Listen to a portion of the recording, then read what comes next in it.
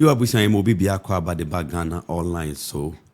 Nyakopona da Roma enes wode akyeye yasin konwa. Yasin konwa si a na ye bedwendwen ye man Ghana ho. Ye hwe nsema hodo a edi atrantwe titiriw e de fa amanyosem ene ye politics sedi AC ko sede be ya bibia owo ewo ewiase afa na nyina no obehu de ekoso wo Ghana. Mo Ghana wusu eneto so masanje konwa bio. Ye de tie bio dwumade ene ebro nsema ho hia also uti na utie bio no ye no na ye de ebro. Ene technical director medine ye adwuma ay owusu bema ono ne oboa no wachinchimi fidie ni nyina ede amaye bebia wo se kohwe video no obeboa ye na yakwa kohwe video ne ye kai wo se wo hwe video ni bia na wa comment na wa share afi wunya ye subscriber no one say hit the subscription button now to so wetimi abeka busua no se de be ya video no to mu ha na wanya bi a share ene yatena sie ye hwe ensema edi atrantwe o ye man Ghana titiriw edi free MPP omaso ye nyanentie se nipa makomako edunsia omobowra UTV kasafidie so ewon kramantemu eye be na otwemienu atwamu ena sa asem no esiye na ni nyina ne se m0rtuary se UTV omo program bia ye friend United Showbiz na said ye da biara omo betena program no so na omo ya nipa ba ko bia otatena kasa video no so eye program ni bi eye Kwame Obin Junior ye ta friend A+ ono mum na da bia obetena program yi so a na otwa abe aba otwa nyina no eye MPP ho abe na otwa ye no na ma m0rtuary bi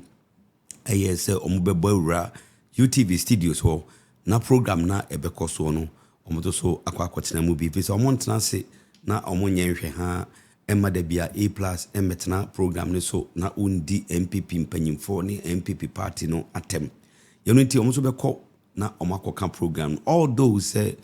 ye invite omo no omo timi bowra ho etimi koye basabasa na basabasa ye ni mu no na mpanyimfo a omo da UTV ano efre prosifo ma prosifo etimi eba ho a prosifo ba ye no omo timi ebeche eye mabunu na omo ye MPP mabunu ombowra UTV wono omo chimu makomako edunsia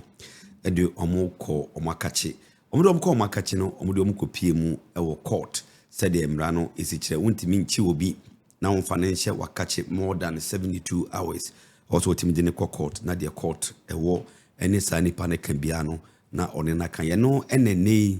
yanyanentie de afri achimota magistrate court ewon crime sani pa na makomako dunsia omo edom ko gina asemdie anim no omo abua omo efo no omo bua ni nyina ene se omo kobowura UTV kasafidie no se de medical dia to dwa no wa bra na enye emra kwan so yeno nti ena empanyimfo ede sa asotwe yi ede ma omo na asotwe no enyina ne se nipa ba ko bia no ebetua 2400 Ghana cedis what they call a mramrem omon sema omokan ya charge enkrofo yi say conspiracy to commit crime and rioting say obopo say ubedi ewu na afei obeye basabasa yo na say de Ghana yemra no esichire no say obidi sa enyamransem sa na de sa efodie no ebona ye obibi e fe ne penalty unit enti efodie na m0rtuary makomako dunsia no ye de ball wo no na baako bia no stand for 2000 penalty units na sa 2000 penalty units no so they call ye sika foforo yi mu a 2400 cedi na ye se nipa makomako dunsia no a ye chi wo no na ye se baako bia sika ye do to ni tri so no 2400 Ghana cedi to the 2400 Ghana cedis wo de kabomwa na all the time say by nipa makomako 16 na je se obenya sika ekonanim yepa about 38400 Ghana cedis and it say ene achimota magistrate court or the abo eye m0rtuary makomako dunsia omukobobram ewo UTV omakache ewo abra na program sonko bi koso ye friend United Showbiz no ye no honsem na ye de atomanim mo gidie se ye kase ye ewusu the videos no ɛnam hɔ ɛma obi bia onya bi nhwɛyɛ no na wahu sɛdeɛ ɛsi kɔ Ghana online so ɛna ɛnɛ yɛde ahyia a yɛde nsɛm yi nyinaa ɛbrɛ sɛdeɛ yɛde ka de to dwa no sɛ wonya video yi bia na wahyɛ na wakɔmmɛnte na afei so wasan ayɛ subscriber sɛdeɛ ɛbɛyɛ a videos ahodoɔ no baeɛ na wobɛnya bi atwɛ nti mmeranteɛ maako dunsia a yɛsusu sɛ ɔmo yɛ MPP foɔ a ɔmo kɔ UTV kɔdi sɛbi anyambransɛm no ɔmo ɛna court Achimota Magistrate Court ɔde ɛso a ɛyɛ 2,400 Ghana cedis ɛde ato nipa baako bi atiri so sɛ ɔmo ntua ansa na ɔmo timi anya ɔmo fa ahodie akɔ na saa mmeranteɛ maako dunsia a ɔmo kɔbɔwura UTV ɔmo asoɛyɛ no nipa na odi ɔmo anim na your friend wɔn na yɛ Clote Cole youth organizer MPP Clote Cole ɛyɛ constituencies na ɛwɔ Nkramantem no emu baako ɔmo youth organizer ɛna gye sɛ odi anim a ɔne mmeranteɛ no kɔ UTV kɔ yɛ saa deɛ na nkyerɛmu a ɛba no ɛkyerɛ ɛyɛ ɔpanyin kɛseɛ baako a yɛfrɛ no Owusu Bempa a ɔno ɛna yɛ director of communications ɛde ma Ghana Gas Company Limited ɔno ɛna bi mu kyerɛ sɛ ɔhyehyɛ mmeranteɛ kutukpa ɛma ɔmotimi kɔyɛ de ɔmokɔyɛ no na mmeranteɛ dom kɔgyina mmeranim no obiara ni hɔ a ɔkɔyɛ sɛ minifo bia obi agye tum sɛ ɔmodifo yɛn na gyina so ɛma judge a wɔtena adwam ɛwɔ Achimota Magistrate Court ɔno ayɛ sɛ mo agye atum sɛ modi sɛbi nsɛmhunu na motia mmerade a ɛne obi a ma charge ne 2,000 penalty units a wode ba yesika dada yi mu a na equivalent to 2,400 Ghana cedis samre me ne wo kasa sempanyimfo yi omotimi atria sa sika na ɛne omanya omofa ahodie a omokɔ fie akɔgye omani ye no ɛyɛ nsɛm a efiri MPP asoɛyɛ ɛde ba samre a ye kasa ye to aso a na ye kɔ Akosombo dam yɛn nyinaa yɛnim sɛ Akosombo dam ɛyɛ dam kɛseɛ a ɛwɔ yɛ man mu a ɛboa yɛn sɛdeɛ ɛbɛyɛ a yɛn kane asɛm ɛbɛtumi akɔ n'anim sɛ ɔba ɔman Ghana ɛkwan baako a yɛfa so a yɛnya nkanea ɛde yɛ yɛn nnwumadie ahodoɔ no ne nyinaa no ɛfiri Akosombo dam ɛyɛ hydroelectric na kyerɛ sɛ ɛhɔ na yɛnya yɛnyinam ahoɔden ni nyinaa no yenya edifri na Akosombo dam ya ye ka ho asɛm yi ɛhyɛaseɛ ɛyɛ no Ghana 1961 ɛna dwumadie no ɛhyɛaseɛ ɛwɔ Ghana ɛna 1965 ɛna saa adwuma no etimi ɛkɔ na wieyɛ na sika ye de build Akosombo dam as of that time no na ye $130 million na yedidi saa dwumadie no na saa Akosombo dam a ye ka ho asɛm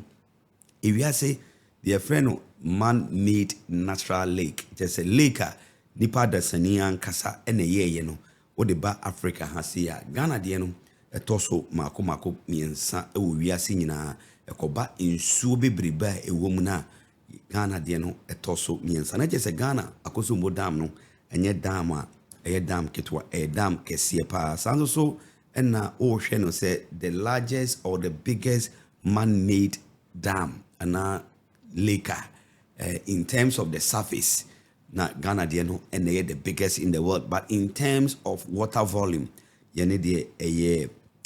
Ghana de no and etoso miensa Ghana ye water volume no 148 cubic kilometers na just a hon 7 na Akosombo dam sɛdeɛ mpanyimfoɔ ɛsi no mpanyimfoɔ yɛ ne sɛ ɛni kwan sɛ ne bebrebe no ɛtra so ɛkɔduru level bi Akosombo dam na yɛka ho asɛm sɛsi no ɛduru 276 feet na gye sɛ nsuo no ɛduru baabi a broni bɛka sɛ ɛduru ne maximum operating level nti sɛ ɛboro 276 feet pɛ na gye sɛ ɔsɛ mpanyimfoɔ fa kwan bi so na ɔmo bie nsuo no na nsuo no bi ɛfirim sɛde bɛyɛ dam na ho den enkɔfom na ɛma Ghana nyina no ye ho kɔkyerɛ ye wɔ abra yenya anyinam kanea ho den ɛmfa nyɛ yadwuma ye no nam so ɛma ɔmo a ɔmo hwɛ Akosombo dam ɛyɛ Volta River Authority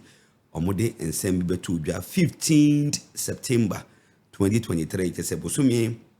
ayi twam ya ne da ne toso edunum na mpanyifo de betu dwa se samre no enam se ensu towo Ghana ne ntino ama ensu a wo se kɔ Akosombo dam ne mu no level no abroso na ebroso na se o ma antwe kwan bi so emie ama bi enfri mu a wanhwe na dam no ahoɔden no akɔfom wanhwe na dam no yɛntimi anyisu anya benefits a ɔsi yensanka yɛno tina enam so ma mpanyifo de tu dwa se ɛyɛ nkrunkru ne nkrunketwa etwa ɛyɛ Akosombo dam no ho ahyia no ɔmobɔ ɔmokɔkɔ sɛ baabi akɔyɛ no akɔduru no enya de sɛ bia kɔmopɛ sɛ nkɛbasa nso enya akɔba bi sɛ nyina anim sɛ ensuo no ɛtɔ everyday ɛtɔ na ɛtɔ no ɛtɔ gu dam ne mu ana dam no so ni kwan sɛ ɛbro level bi nti akɔbro de a ɛne na ɔso ɔmo biem nti ɔmo de kɔkɔbɔ ɛma amanfo sɛ ɔmo ho bɛkyerɛ ɔmo kakra ebi sɛ yebie nsuo ne mu a nsuo no ɛbɛkɔ ɔmo fie nsuo no bɛkɔ ɔmo adwuma mu te bɛma ɛhaw kakra ɛde aba yɛno nenam so ɛma mpanyifo no indeed ɔmo bie ɛyɛ dam na samre me no wo kasa yi ama dam no afa nkrunkru bebree kura wo north south central town there na je se ho de afefa ni nyina na kuro ahodo a ewo Adan East District ye no so bebree wo ho a samre mpanyifo amayensa ka se ni nyina enso na asubmerge in water na je se akoye arewosem o su beboaye ama yakwa akohwe video no na ya hwe the extent of flooding any communities na ye ka ho asem no ahokyera omokom se ensuo ayira form ewa bra Akosombo dam no mpanyifo biem se ensuo a abroso o dam ni mu no omuma bi apie yenko na yenhwe video no na yensaimra and government officials are seemingly not helping us. They bring V8 and patrol cars to town. Convoy, long convoy, no support. This is how devastating it is at Mefa. That people's houses have submerged, people's livelihood, people's properties, people's businesses are now deep in the river. You can see this is a one-story building but almost swallowed. You can see these buildings that are swallowed to the roof level. Look at somebody's, this apartment is for a fire officer in town. It's submerged. So many houses submerged. Very, very, very serious. One can see people have up. This building is for the late Mr. Adibulafisa. All these people who are living here have vacated the place. I visited them at their safe haven this morning. We are going over bank to distribute gari that we have bought to the community members. There was a public toilet here, this yellow building. There was a public toilet here. Now we can't see the public toilet. It's completely vanished in the river. That's how contaminated the river has become, such that it's smelly. Even those who eat, the market used to be here, the market is gone, no sign of the market. One can see the fuel tank. Have you seen?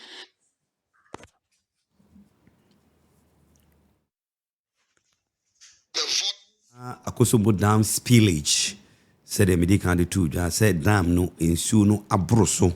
na enunti also yebie ma ensuo no eso ete nyesa dam na ho den ebekɔ fom no yebie ensuo no September 15th ede ba no ye no na ye hu the extent of damage say nipa omotete kro ahodo a ɛwɔ north town central town south town any Adan East ni nyina no eye communities ben Akosombo no ya wonte nsuo no ayira forma ebi mu kra no ekɔ mu fia de so mo de kodo na etwam we no kyerɛ yɛ sɛ nipa bebree akɔ ahwehiam ɛbase a baabi a ebi mu bɛda baabi a ebi mu nnuro a mo bɛnom nsuo a mo bɛnom aduane a mo bɛdi ntade a mo bɛhyɛ ne saa nneɛma ne nyina no na akɔyɛ ahokyerɛ kɛseɛ de amanipa bibi sɛ eduru a ɛyɛ na yɛwɔ ɔman mu mpanyimfo ahodoɔ a ɔmo kɔ nsrahwɛ na ɔmo kɔhwɛ sɛ deɛ nneɛma esitie Akosombo dance village ba yɛ na ɔmampanyin dada ɛyɛ John Dramani Mahama ɔsɛ daabi nipa na ɔmo ho akyere wɔn no Ghana fo na ɔmo ho akyere wɔn no nti bibi sɛ asia mɛbɔ anan na makɔ communities na ɔmo yɛ affected no na mede mani akɔ akɔhwɛ deɛ ɛkɔ so na nkranhyɛsɛm bi wɔ so a metimi di ama amanfo ɔmo hɔ yɛ no ɛna John Dramani Mahama ɔne na pamfo ɛbɔ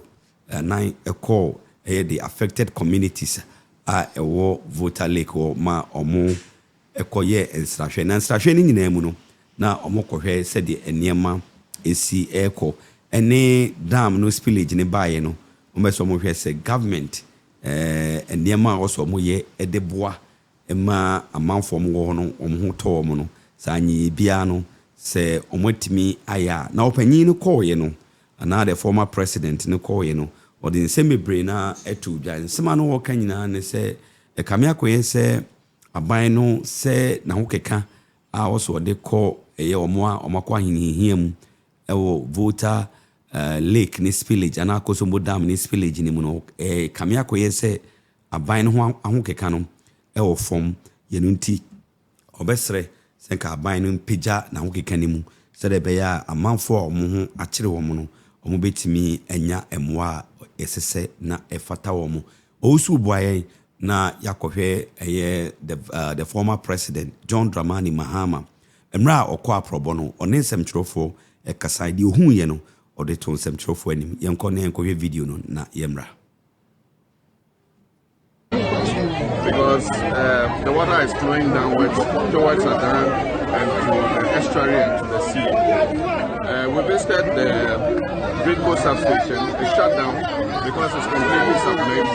If you don't shut it down, it can cause a major catastrophe. And then the mortuary at the hospital, which had about 300 bodies, they've had to ask all the people, the families, to come and take their bodies out because there's no power. The power has been shut off. And the mortuary is also standing in water. You saw the technical schools to Kombutek. They have a new workshop. It's got all the equipment there. It's all standing in water. The three most affected constituencies are North, Central, and South Tong. And I think that the number of people who have been displaced, especially when we went to the hospital, you saw that the medical personnel have all been evacuated from their quarters and they are seeking shelter in a pavilion in the hospital. So they actually need support, they need help. Our understanding is that the water is not going to rise any further. From what we hear from the b0dies engineer, he says they've reached the peak of the spillage. So it means that it won't get worse. But it will take time to get better because it will take time for the water to recede and the place to become dry again. We've had unusually heavy rainfall in the northern part of the country. I was in the north last week and I noticed that the white water had reached its upper limit. And so all that water is coming down to Akosombo. And so the people really need assistance. Unfortunately, my understanding is that NACO has nothing. Happily, we've heard that b0dies said they are going to support with some relief. And so I thank b0dies and appeal to them that the people are in need. And so whatever relief they want to give,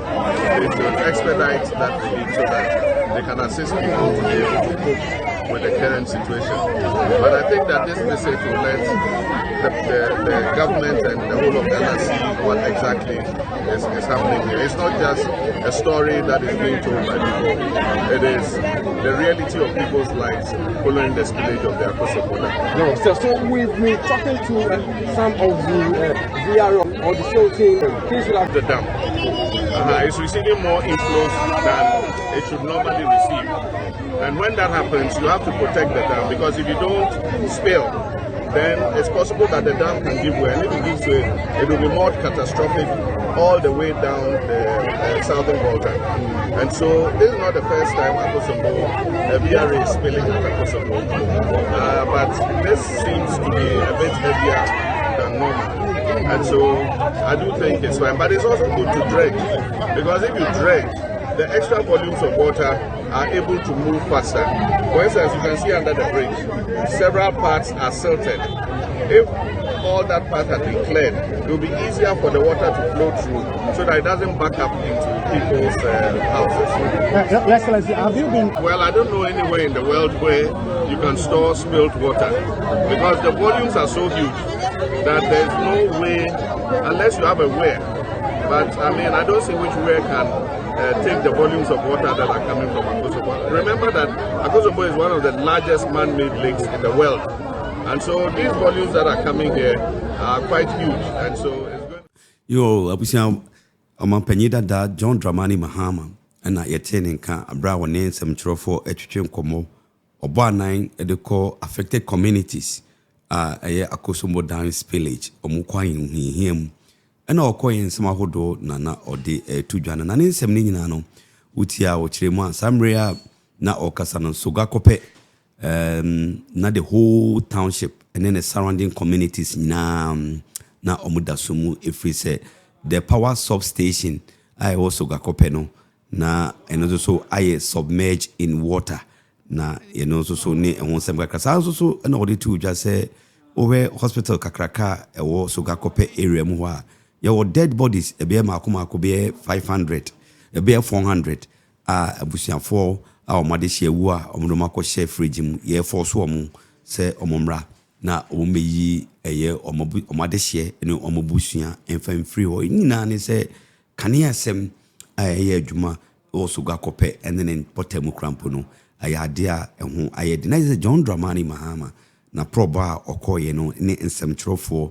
nkoma ono motwetwe ye no na de okanya ne se on the own blame wa buying say a buying na ama spillage no aba was spillage ne de ene de untimi control na nye de bia ene yeye na edru ba bia na level no inso no water level no air rise ya ene ma bibisa e banti on how de on fa so bo no e mo bia na emom ono no hu se ahokeka a wo se ka ban nya na ko de koboa amanfo a omho akere wo mo no ye no mom na wo ka se e wo fom ti no obesere se aban no ndutumrika na onyere ne ho se de be ya amanfo a omho kire wo mo samre no omo betimi enya ahomeje kakra titiriw edefa lighter ya dundum no e won potamu everything Sogakope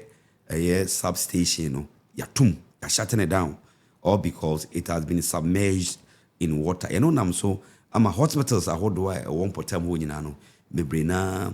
edundum omo so nkane afisa omunya kanea enfanya omodwuma ama the m0rtuary crampo no as they say about 400 dead bodies ya shabusian for say obiamra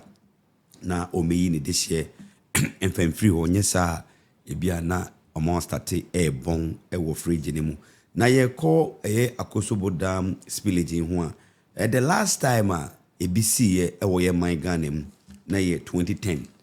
na je say enye de bia na saade no esi ebesi a de say ensu tobre mu a ensu tokese pa ayebema ensu na wo dam ne mu no abro 276 because level no equal say bro 276 the mrebia level no be bro 276 no na just was empanyimfo fa kwan bi so na omoma bi epie ye no mfa no controlled spillage ye no na esi samre 2010 ABC ye no ebi NC ewo ye my Ghana mu bio ye no a way by way of information ayedema ahwefo ne etiefo Ghana online so afi no abeka yensa na wa share video no na wa like it na wa comment it so onye subscribers ho na wa subscribe say there be a video no to mu am odo so benya bi ahwe ye hwe nsema hodo a ekoso ewo ye my Ghana mu yedi kan ahwe MPP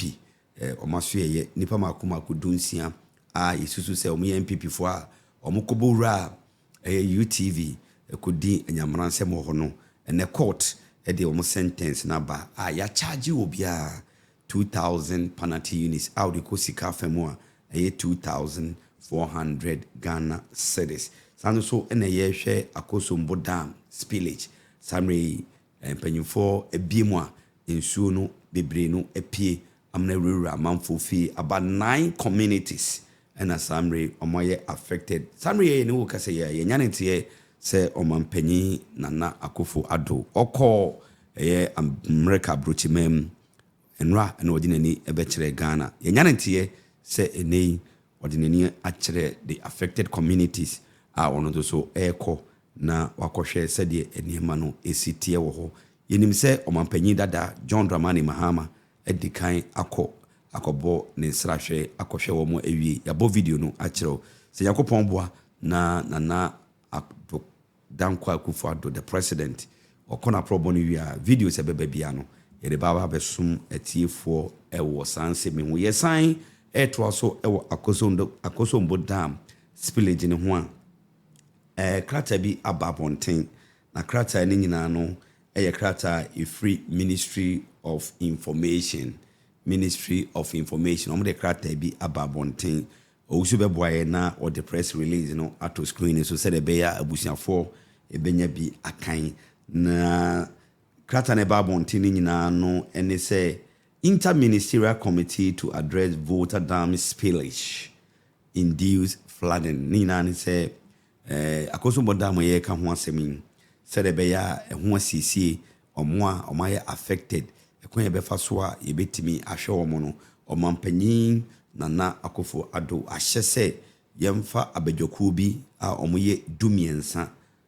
sa abadwoku dumiensa no eye otitirania oda oma no eye the chief of staff yankasa ye maame honorable Frema opare ono na eda eye committee na some of the members of the committee said the medical dia to Jana chief of staff chairperson Minister for National Security or a member, Minister for the Interior, member, Minister for Defense, Minister for Energy, Minister for Finance, Minister for Local Government, Minister for Works and Housing, Minister for Roads and Highways, Minister for Environment, Minister for Sanitation, Minister for Lands and Natural Resources, and a Minister for Information. Sa press releasing a kwadwo upon kroma a swafo a wo hwe aban dawu bonsem ho ono ena ode ne nsa share krata na na je se Ghana de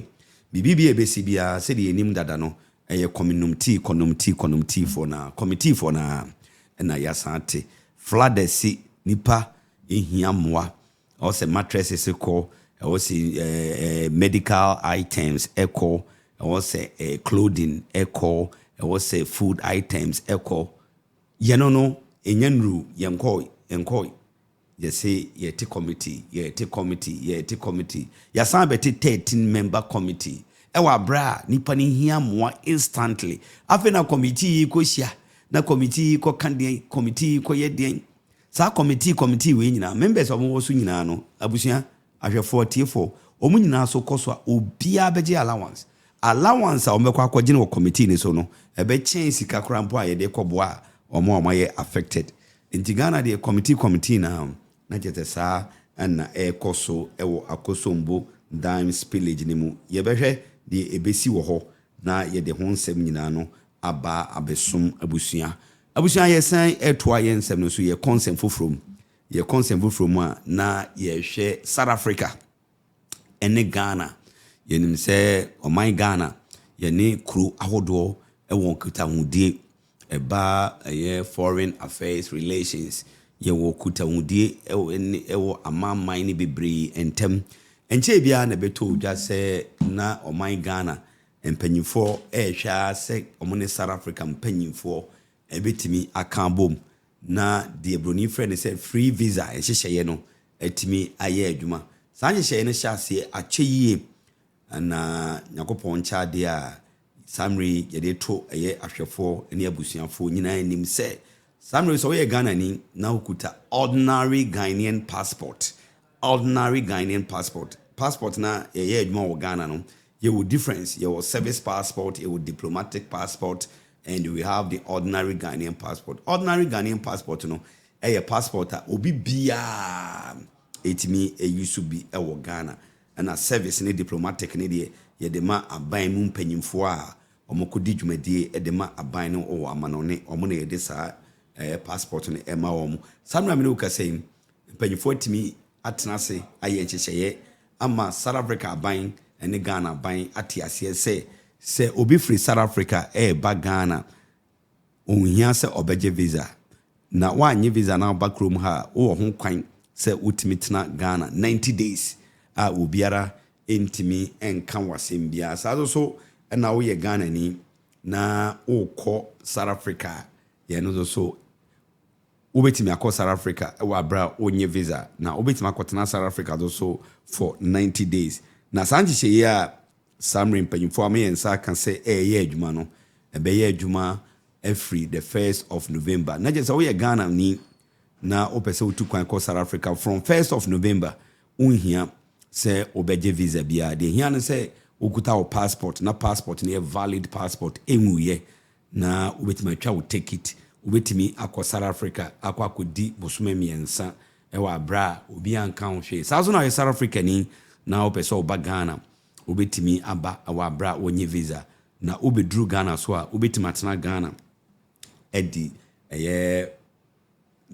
months 90 days a ye no so obia enya wo hwe osu be boy na onfa press releases at the two governments the buy no enfa ento screen so the kind of South African High Commission Ghana media release to all media houses. The High Commission of the Republic of South Africa has the honor to inform the Republic of Ghana that both governments agreed to implement the waiver for visa exemption for ordinary passport holders for a cumulative period of 90 days per annum with effect from 01 November 2023. Should the 90 days be exhausted within the 12 months period, ordinary passport holders are required to apply for a visa to enter the Republic of South Africa. For more information, contact the South African High Commission. I just said the press release Kenyan say a free 1st November. Just say obi bia we Ghana ni na person ko South Africa. Unhia say obeje visa. Even so okuta ordinary passport and unhia say obeje visa bia na obetimi akọ na akọtena South Africa for a period of 90 days per annum. Every year bia ba akọpe. Na emom bia within the year no obeso ko South Africa more than once. Could di first 3 months. Obeso also could di another 3 months within the same year. You know, your second going to South Africa, no, you will require a visa because the NSA Obibia is entitled to a cumulative stay of 90 days per annum every year. Bia bakope 2% come more than that. The akabiane de ubeje o visa na odiako. That is another way of information. Ayedema ebusuya ewo Ghana online so Ghana for so a issue or more press statement so near press release visa waiver agreement between Ghana and South Africa for ordinary passport holders. It was issued in Accra 13th October 2023. The Ministry of Foreign Affairs and Regional Integration wishes to inform the general public that the Republic of Ghana and the Republic of South Africa have entered into an agreement on a visa waiver regime for holders of ordinary passport. The agreement takes effect from 1st November 2023. Travelers may transit through, depart from, and stay in the country, in the territory of both countries for a cumulative period of up to 90 days without recourse to work. The traveling public is therefore advised to take note of the development. Na abusia de ose sa hye ne so e wo sa nhyehyɛ ya South Africa ban ne Ghana ban aye ne se so ye Ghana ni na we wadwen se nhyehyɛ we abanti metima kotena South Africa akoye adwuma o mo se adwuma nka ho o be so kotena South Africa na akoye adwuma this any o apply for work permit visa na o de ko we ni de nhyehyɛ omode aba se bia wo twam o South Africa akọ baabi ana se bia opese okodwodwo ho kakra o South Africa obetimi atena ho for a cumulative period of 90 days nye obi a nani abre na okoye adwuma na omode sa nhyehyɛ no manipa kro ye no so abusua ene adofo ye nhye ne so na ye mfa nye adwuma nti abusua Ghana online abusua enuanom ne adofo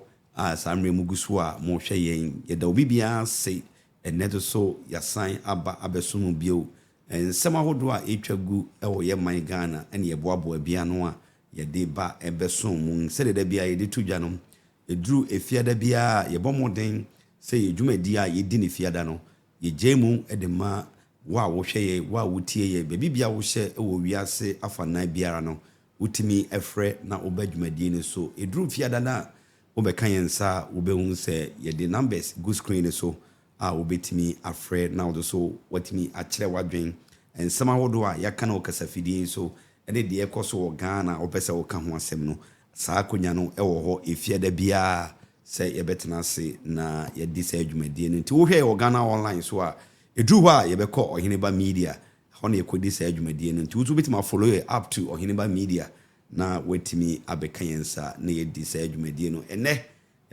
ha na yɛde nsɛm ahodoɔ a yɛde bɛsom mu no yɛde si yɛkɔ Akosombo kɔhwɛ Akosombo dam spillage no ɛho nsɛnsɛm a ɛfiri hɔ ɛba saa no so ɛna MPP amanyɔkuo no mmeranteɛ dunsia a ɔmokɔ bowura UTV ɛkɔdi nneɛma ho nsɛm no ɔmo no so ɛnɛ Akyemota Magistrate Court ɛde asotwe kɛseɛ ɛde ama ɔmo deɛ muti yɛ yɛmfɔma nkɔtum na emom yɛyɛ no sikatua ɛna de ama ɔma obia ɛtua 2,400 Ghana cedis ɛna yɛsan de atom anim sɛ seesei deɛ Ghana ne South Africa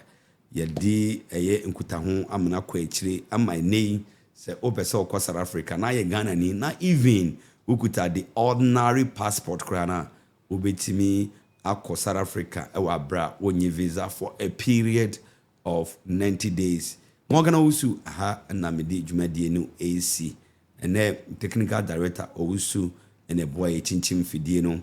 press release ahodoɔ ɔde toto screen so videos ahodoɔ ɔma yɛ nyinaa ɛhwɛ bi Nyakopɔn ɔnka yɛn ho na ɔmɔ yɛn ho ban ɛkɔpem sɛ ɛbɛdi ahyia mu yakra wo bibia. And then the mortuary at the